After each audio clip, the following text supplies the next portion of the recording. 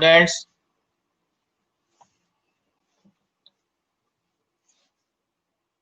who all are there in class? Same to you.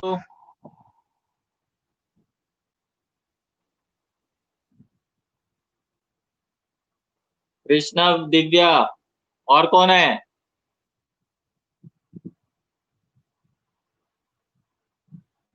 दो ही हो class में, बाकी कहाँ है सब?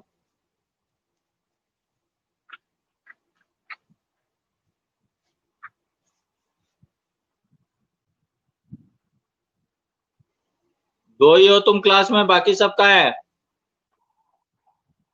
सजल,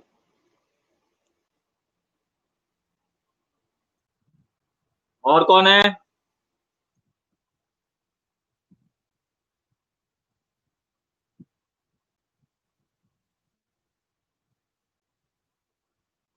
तीन ही है क्या क्लास में? कृष्णा, दिव्या और सजल।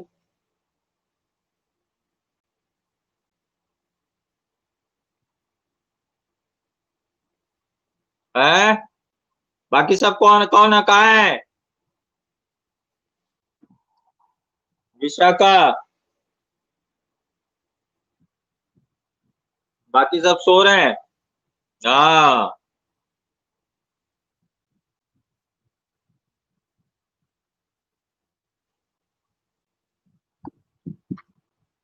आएंगे अभी गिरते पड़ते सब एक एक करके। गिरते पड़ते भी आएंगे सब एक एक करके।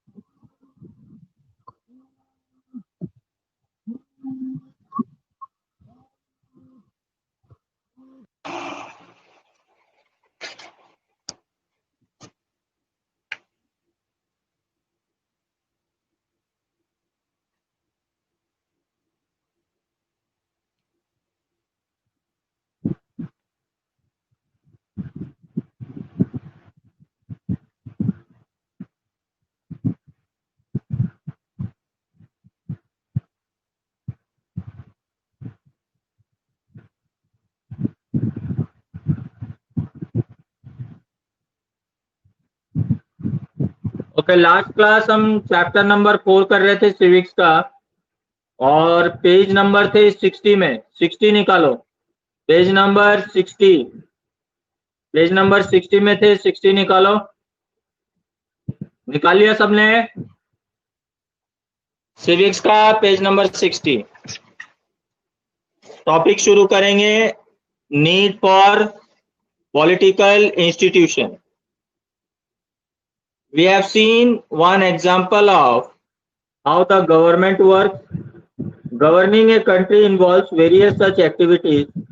For example, the government is responsible for ensuring security to the citizens and providing facilities for education and health to all. It collects taxes and spends the money thus raised on administration, defense and development programs. तो कोई भी जो country होती है, उस country की income कहाँ से जनरेट होती है? जो कंट्री की इनकम जनरेट होती है, या स्पेशली कंट्री की बात नहीं करेंगे, जो गवर्नमेंट है, वो गवर्नमेंट को जो इनकम आती है वो आती है थ्रू टैक्सेस से। टैक्सेस से जो है गवर्नमेंट को इनकम जनरेट होती है, और गवर्नमेंट जो है ये जो टैक्सेशन से जो पैसा आता है इसको अलग अलग प्रोडक्टिविटी के कामों में जो है वो लगाती है, जैसे एजुकेशन के लिए, हेल्थ के लिए, रोड्स के लिए, और भी जो बेसिक एम्यूनिटीज और फैसिलिटीज है, डिफेंस है, इनमें जो है ये पैसा गवर्नमेंट खर्च करती है। It formulates and implement several welfare schemes. Some persons have to take decisions on how to go about these activities. Others have to implement these decisions. तो इस तरीके से गवर्नमेंट जो है वो प्लान आउट करती है कि लोगों को कैसे फायदा पहुंचाया जा सके, कैसे उनको बेसिक एमिनिटीज प्रोवाइड किया जा सके, कैसे उनको basic amenities, health facilities, education facilities, ये सब चीजें उनको प्रोवाइड करवाया जा सके। इसके अलावा जो है गवर्नमेंट इस चीज पे भी देखती है कि एक ग्रुप होता है वो उसको प्लान आउट करती है कि किस तरीके से करना है, और दूसरा ग्रुप जो होता है वो ये देखती है कि जो प्लान आउट हुआ है उसको किस तरीके से एग्जीक्यूट करना है। It is important that everyone should know who is responsible for doing what. It is also important that these activities keep taking place even if the persons in key positions change. So to attend to all these tasks, several arrangements are made in all modern democracies. Such arrangements are called institutions. तो इस तरीके से government जो है अलग अलग institutions frame करती है। ये अलग अलग इंस्टीट्यूशंस क्या होती है, अलग अलग ऑर्गेनाइजेशंस होती है गवर्नमेंट के, जो गवर्नमेंट के प्लान होते हैं, गवर्नमेंट के वर्क होते हैं, उसको किस तरीके से करना है, किस तरीके से एग्जीक्यूट करना है, इन सारी चीजों पे जो है वो काम करती है। तो इनको हम इंस्टीट्यूशंस कहते हैं, जैसे प्लानिंग कमीशन है और एग्जीक्यूटिव काउंसिल है, ये सारी इंस्टीट्यूशंस है। A democracy works well when these institutions perform functions assigned to them. The constitution of any country lays down basic rules on the powers and functions of each institution. In the several above, we saw several such institutions at work. The Prime Minister and the Cabinet are institutions that take all important policy decisions. तो इस तरीके से जो government का core group है, यानी जो government का वर्किंग ग्रुप है, वो अलग अलग हिस्सों में बटी हुई है। जो prime minister and cabinet minister है, ये सारे इंपॉर्टेंट पॉलिसी और डिसीजन मेकिंग जो प्रोसेस होता है, ये डिसीजन मेकिंग जो प्रोसेस होता है वो प्राइम मिनिस्टर और उसके काउंसिल ऑफ मिनिस्टर या कैबिनेट मिनिस्टर्स लेते हैं। दूसरा, the civil servants working together are responsible for taking steps to implement the minister decision. जो सिविल सर्वेंट्स होते हैं जैसे कलेक्टर, आईएएस, आईपीएस, वो इस चीज को देखते हैं, एग्जीक्यूशन वर्क को, जो गवर्नमेंट ने जो डिसीजंस लिया है, जो गवर्नमेंट के प्लान आउट्स हैं, उसको किस तरीके से एग्जीक्यूट करना है, एग्जीक्यूट कराने की जो जिम्मेदारी होती है वो आईएएस, आईपीएस, सिविल सर्वेंट्स इनकी होती है। Supreme court is an institution where disputes between citizens and governments are finally decided, settled. अगर मान लो गवर्नमेंट के डिसीजंस को लेकर गवर्नमेंट के बीच में और लोगों के बीच में अगर कोई इशू होता है, कोई प्रॉब्लम होता है, तो इसको सॉल्व करना जो है वो सुप्रीम कोर्ट का काम है, वो सुप्रीम कोर्ट करती है।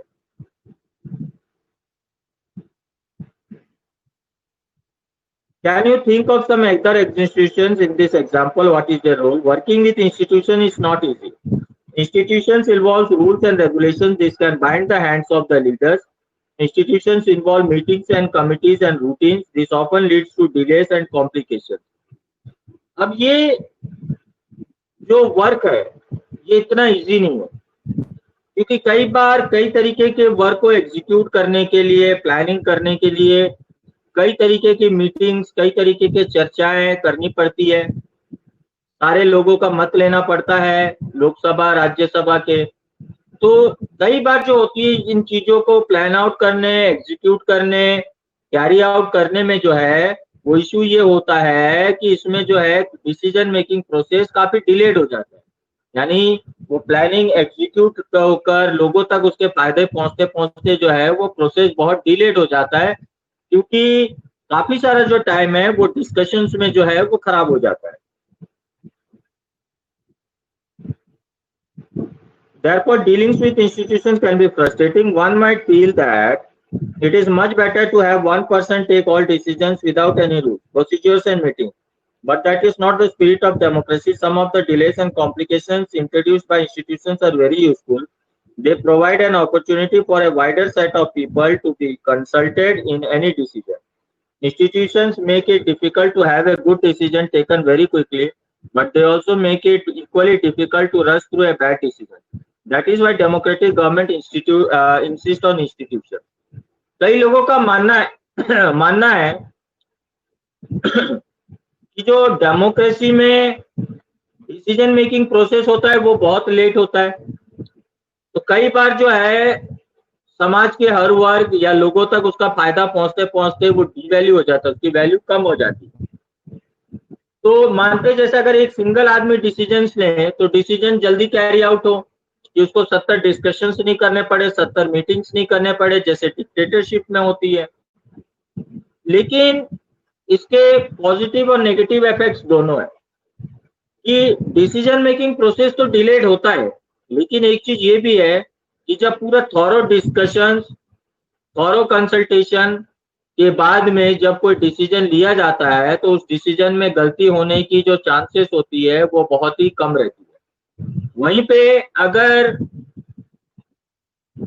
जो है एक आदमी डिसीजन लेता है फटाफट फटाफट, तो वो अपने हिसाब से डिसीजन लेगा, जो उसको अच्छा लगेगा उसके हिसाब से डिसीजन ले लेगा, जो उसको बुरा लगेगा उसको स्टॉप कर देगा।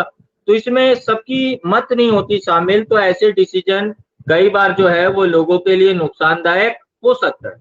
इसीलिए ये डेमोक्रेसी का जो है फंडा है, पॉलिसी है कि भले ही डिसीजन मेकिंग प्रोसेस लेट क्यों ना हो, लेकिन वो डिसीजन जो है वो लोगों के लिए एप्लीकेबल होना चाहिए, वो लोगों के लिए फ्रूटफुल होना चाहिए। तो ये एक ऐसा इश्यू है या ऐसा प्रिंसिपल है जो डेमोक्रेसी को कहीं ना कहीं जो है वो स्ट्रांग बनाती है। अब हम आते हैं पार्लियामेंट में। In the example of Office of Memorandum, do you remember the role of Parliament? Perhaps not. Since this decision was not taken by Parliament, you might think that Parliament had no role in it. But let us go back to the story and see when Parliament figures in it. Let us recall the points made by earlier by complementing the following sentences. अब हमने देखा कि किस तरीके के decision making process होता है। प्रश्न ये उठता है कि पार्लियामेंट का क्या रोल होता है यहाँ इन सब प्रोसेसेस में, ये डिसीजन मेकिंग से लेके एग्जीक्यूशन तक में पार्लियामेंट का रोल क्या रह जाता है, पार्लियामेंट क्या काम करती है। देखो यहाँ पर एग्जांपल दिया है कि जब मंडल कमीशन बैठी थी, फर्स्ट मंडल कमीशन बैठी थी रिजर्वेशन के लिए, जो बैकवर्ड क्लासेस है या बैकवर्ड एजुकेटेड क्लासेस है, प्रिविलेज क्लासेस है, उनको जो है प्रिविलेजेस देने के लिए, उनके लिए स्पेशल एफर्ट्स प्लान आउट करने के लिए जो है वो मंडल कमीशन का गठन हुआ था। The President of India mentioned this is the Prime Minister made a decision was not directly taken in Parliament, but parliamentary discussions on the report influenced and shaped the decision of the government. They brought pressure on the government to act on the Mandal recommendation. If Parliament was not in favor of this decision, the government could not have gone ahead.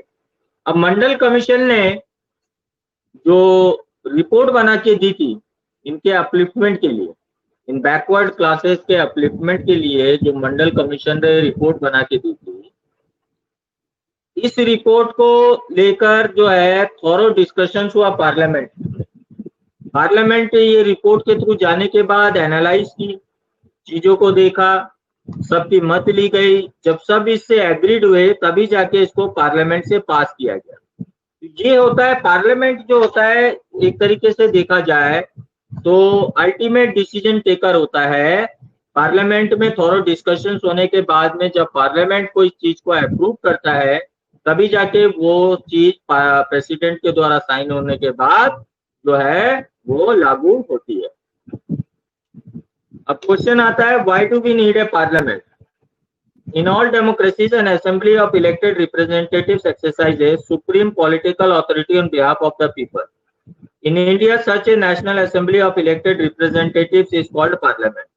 तो parliament जो है वो एक तरीके से एक ऐसी body है जो लोगों के रिप्रेजेंटेशन का प्रतीक है। रिप्रेजेंटेटिव्स ऑफ द पीपल जो है वो एक्ट करते हैं, वो डिस्कस करते हैं, वो जो जगह है that is called a parliament.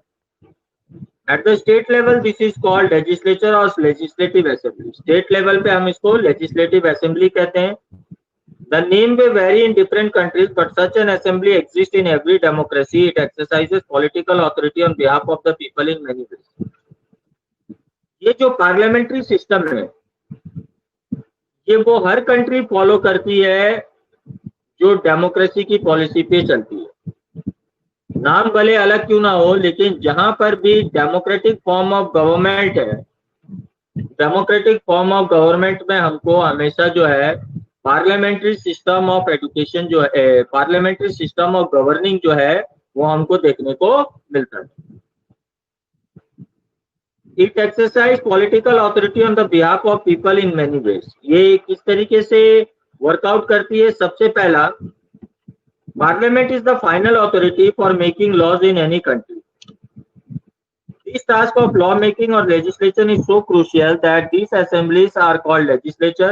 Parliaments all over the world can make new laws, change existing laws or abolish existing laws and make new ones in their place. जो किसी भी कंट्री का लॉ मेकिंग प्रोसेस जो होता है वो parliament के द्वारा होता है, यानी देश की जो कानून लागू होते हैं ये कानून पार्लियामेंट में बनते हैं। दूसरा, जो पुराने लॉज है उनमें कोई मान लो चेंजेस करने हैं, अमेंडमेंट्स करना है, कुछ नया एग्जीक्यूट करना है, तो ये सारी चीजें भी जो है वो पार्लियामेंट में ही होता है। Parliaments all over the world exercise some control over those who run the government. In some countries like India, this control is direct and full. Those who run the government can take decisions only so long as they enjoy support of the parliament. जब तक parliament का हर एक working के अंदर में interference होता है, जब तक कोई वर्क या प्लान को पार्लियामेंट से कंसेंट नहीं मिलता तब तक जो है वो एग्जीक्यूट नहीं हो सकता। एग्जीक्यूट नहीं हो सकता का मतलब उसको कंट्री पे लागू नहीं कर सकते। तो इस तरीके से जो है पार्लियामेंट का जो है एक एक्टिव रोल रहता है गवर्नमेंट के एग्जीक्यूशन प्रोसेस में।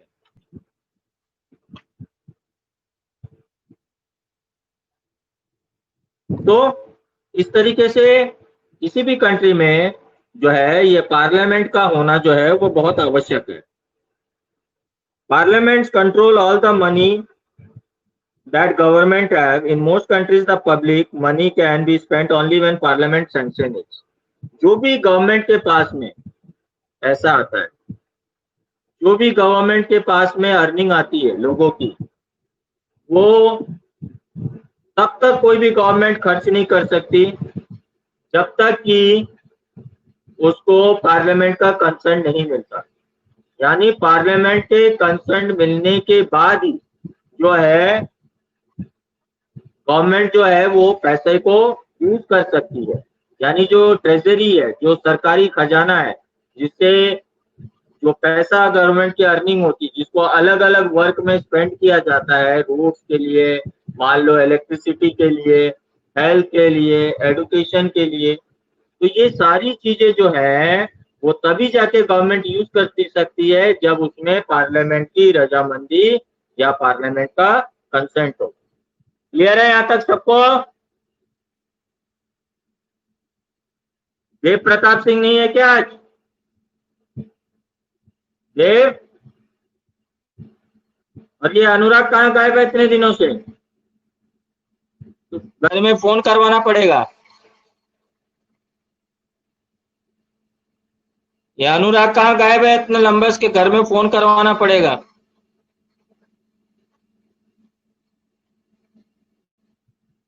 और लक्ष्मी भी नहीं है ना? दोनों लक्ष्मी?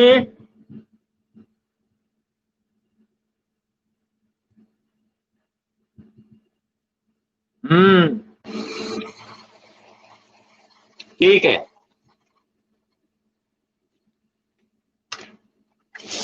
पेज नंबर 62 में आ जाओ। 4th point, Parliament is the highest forum of discussion and debate on public issues and national policy in any country. Parliament can seek information about any matter. तो पार्लियामेंट जो है वो हाईएस्ट फोरम है debate और discussion के बाद। इसके बाद कोई दूसरी जगह नहीं होती डिबेट डिस्कशंस के लिए, ये हाईएस्ट फोरम है। और अगर पार्लियामेंट जरूरत समझे किसी मैटर में कोई इंफॉर्मेशन के लिए तो वो कर सकता है। अब हम आते हैं two houses of parliament. Since parliament plays a central role in modern democracy, most large countries divide the role and powers of parliament in two parts. They are called chambers of houses. One house is usually directly elected by the people and exercises the real power on behalf of the people. The second house is usually elected indirectly and performs special functions. The most common work for the second house to look after the interest of various states, regions or federal unions. Parliament जो है दो हिस्सों में बटी हुई है। ये दो हिस्सों में बटी हुई है। जो एक पार्ट है elected by the people and exercises the real power on the behalf of the people, तो इनके पास जो है वो फाइनल अथॉरिटी या रियल पावर होता है। जो दूसरा हाउस का सेकंड हाउस पार्ट होता है वो इनडायरेक्टली काम करता है। उसका जो मेन होता है वो देखना होता है कि किसकी स्टेट्स की क्या रिक्वायरमेंट है, किसकी स्टेट्स की क्या मांग है, किसकी स्टेट्स में किस तरीके का वर्क होना चाहिए, कौन से रीजन्स में डेवलपमेंट के वर्क होने चाहिए, कौन से रीजन से जो अंडर डेवलप्ड है, और यहाँ तक कि यूनियन टेरिटरीज को भी देखा जाता है कि यूटीज जो है यूनियन टेरिटरीज उनमें में क्या या किस प्रकार का वर्क जो है वो एग्जीक्यूट होना चाहिए। In our country, Parliament consists of two houses. The two houses are the Council of States राज्य सभा and Houses of People लोक सभा। तो इस तरीके से दो पार्ट में बटा हुआ है, एक राज्य सभा और एक लोक सभा। The President of India is a part of Parliament, और जो प्रेसिडेंट होते हैं वो पार्लियामेंट का एक हिस्सा होते हैं। Although she is not a member of either house, that is why all laws made in the houses come into force only after they receive the assent of the president. Parliament के दोनों houses में जो भी proposal बनकर पास होते हैं या approve होता है उसको अप्रूव जो है प्रेसिडेंट करता है। प्रेसिडेंट के साइन होने के बाद ही, प्रेसिडेंट के सिग्नेचर होने के बाद ही कोई वर्क जो है वो एग्जीक्यूट हो पाता है। You have read about the Indian Parliament in earlier classes. From the chapter 3, you know how Lok Sabha elections take place. Let us recall some key differences between the composition of these two houses of Parliament and also the following of the Lok Sabha and Rajya Sabha. अब हम देखेंगे इनका composition के बारे में, किस तरीके से composition होता है, कितने members होते हैं, ये हम देखेंगे। यहाँ कुछ क्वेश्चंस दिए हुए हैं। Which of the two houses is more powerful? It might appear that the Rajya Sabha is more powerful. For sometimes it is called the upper chamber and the Lok Sabha the lower chamber, but this does not mean that Rajya Sabha is more powerful than Lok Sabha. This is just an odd cycle of speaking and not the language used in our constitution. अगर हम powers की बात करें तो राज्य सभा को हम अपर हाउस कहते हैं, लोक सभा को हम लोअर हाउस कहते हैं, लेकिन इसका मतलब ये नहीं होता कि अपर हाउस है तो उसके पास ज्यादा पावर है, लोअर हाउस है तो उसके पास में कम पावर है। ये कई सारी चीजों पे देखा जाता है। जैसे our constitution does give the Rajya Sabha some special powers over the states, but on most matters the Lok Sabha exercise supreme power. कुछ मैटरों में राज्य सभा को कुछ ज्यादा पावर दिया गया है, लेकिन कुछ ज्यादा मैटर्स में लोकसभा के पास में ज्यादा पावर है। यानी अगर हम दोनों के पावर को कंपैरिजन करें तो लोकसभा का जो पावर है वो थोड़ा सा राज्यसभा से जो है वो ज्यादा है। Point number 1, any ordinary law needs to be passed by both the houses, but if there is a difference between the two houses, the final decision is taken in a joint session in which members of both the houses sit together. Both of the larger number of members, the view of the Lok Sabha is likely to prevail in such meeting. कोई भी ordinary law होता है, ये जरूरी होता है कि वो दोनों हाउसेस से पास किया गया हो। अब कोई मैटर ऐसे हो जाता है जिसमें मान लो एक क्लियर मत नहीं निकल कर आती, तो उस समय में दोनों हाउसेस के मेंबर्स को बिठाकर एक जॉइंट डिस्कशन किया जाता है उस मैटर के ऊपर। इसमें भी जो लोकसभा के मेंबर्स की जिसमें सबसे ज्यादा सहमति होती है, जिसमें सबसे ज्यादा उनका मत होता है, ये डिसीजन फिर उनके फेवर में दिया जाता है। Lok Sabha exercises more power in money matters. अगर हम मनी मैटर्स की बात करें तो इसमें लोकसभा के पास में ज्यादा पावर है। Once the Lok Sabha passes the budget of the government or any other money related law, the Rajya Sabha cannot reject it. कोई बजट जो लोकसभा से मनी मैटर रिगार्डिंग पास हो जाती है, एक बार अगर वो लोकसभा से पास हो गई तो उसको राज्यसभा जो है रिजेक्ट नहीं कर सकती। The Rajya Sabha cannot reject it. The Rajya Sabha can only delay it by 14 days or suggest changes in it. तो प्रश्न उठता है तो उसमें राज्यसभा क्या कर सकती है? राज्यसभा को अगर कोई मैटर थोड़ा सूटेबल नहीं लगता तो वो चेंजेस के लिए उसको 14 दिन का टाइम देकर भेज सकती है, लेकिन दोबारा लोकसभा से आने के बाद वो पास करना ही पड़ेगा। It is compulsory. तो ये एक सुप्रीम पावर है मनी मैटर्स रिगार्डिंग जो है वो लोकसभा के पास में। Third, most importantly, the Lok Sabha controls the Council of Ministers. Only a person who enjoys the support of the majority of the members in the Lok Sabha is appointed the Prime Minister. लोक सभा का सीधा सीधा control ministers और उसके panel पे होता है। लोकसभा में जिस पार्टी की मेजोरिटी होती है, ध्यान देना, लोकसभा में जिस पार्टी की मेजोरिटी होती है उसी पार्टी का जो है लीडर जो है वो जो है तुम्हारा प्राइम मिनिस्टर बनता है। If the majority of the Lok Sabha members say they have no confidence in the Council of Ministers, all ministers including the Prime Minister have to quit. अगर लोकसभा की मेजोरिटी का मत ना हो तो प्राइम मिनिस्टर और उसके मिनिस्टर्स को जो है अपने पद से इस्तीफा देना पड़ेगा या क्विट करना पड़ेगा। इस मैटर में जो है Rajya Sabha does not have this power. तो राज्यसभा के पास में ये पावर नहीं है। तो इस तरीके से जो है हम देखते हैं कि लोकसभा का जो है वो राज्यसभा के कंपैरिजन में पावर जो है वो थोड़ा ज्यादा है। कम टू पेज नंबर 64 आ जाओ। लास्ट टॉपिक आज का political executive.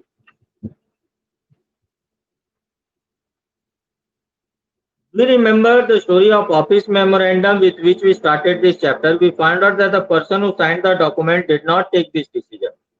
He was only executing the policy decision taken by someone else.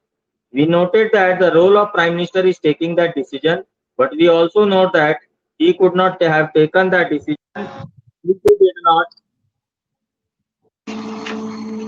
if he did not he could not have taken the decision if he did not have support from the Lok Sabha.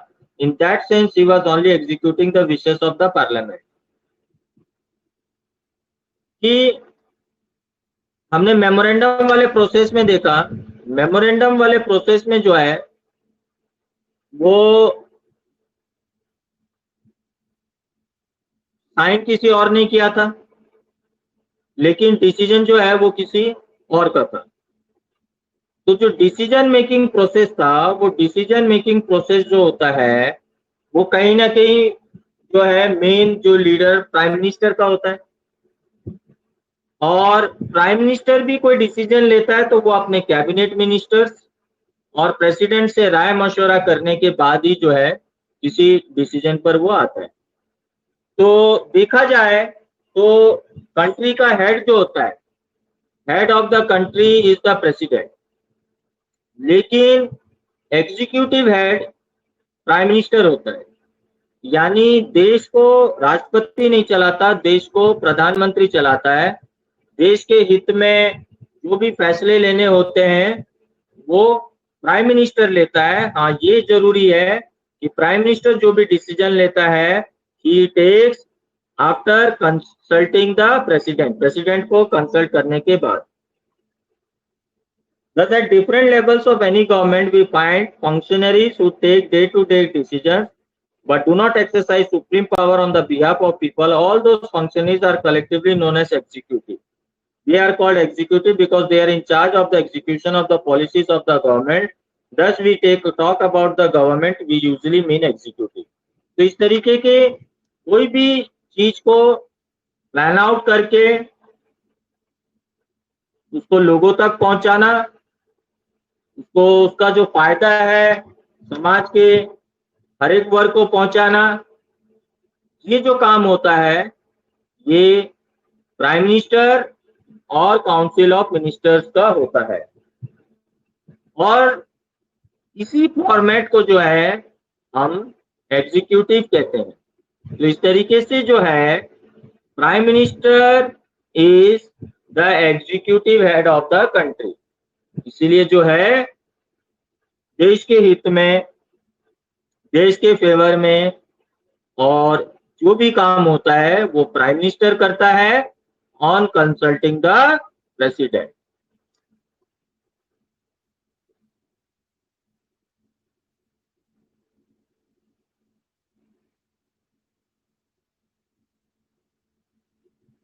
Now attendance दो।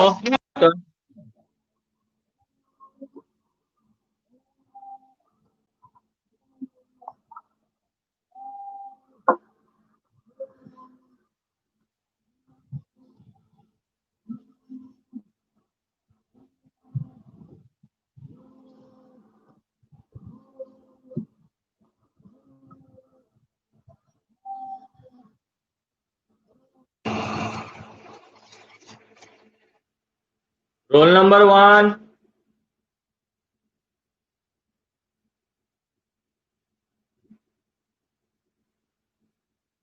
2,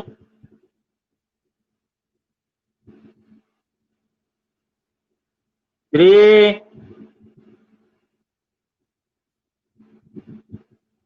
4, Aditya present,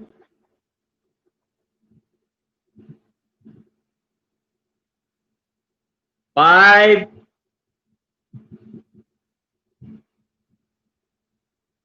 6, 7, जो पहले था वही है,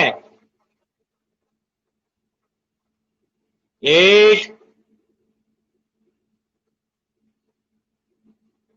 पहले जो था वही है, 9, 10, 11, रोल नंबर 12।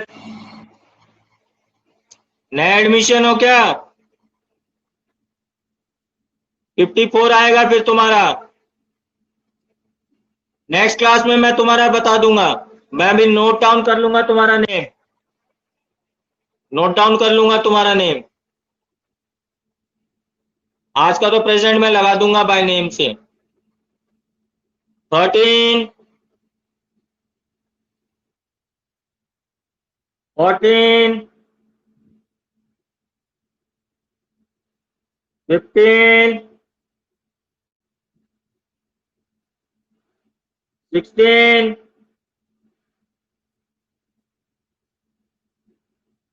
17, 16 दिव्या प्रेजेंट है, 17, 18, 19, 20, 21, 22, 23, 24, 25, 26, 27, Krishna present, 28, 29, Lakshmi present, 30, 31, 32, 30 present, 31, 32, 33, 34, 35, 36, 37, 36 present, 37, 38, 37 present, 38, 39, 40, 41, 42, 43, 44, 45, 46, 47, 46 present, 47, 48, 49, 50, Visakha, 51, 52, 53. So that's it for today. Thank you. फिर नेक्स्ट क्लास में कंटिन्यू करेंगे.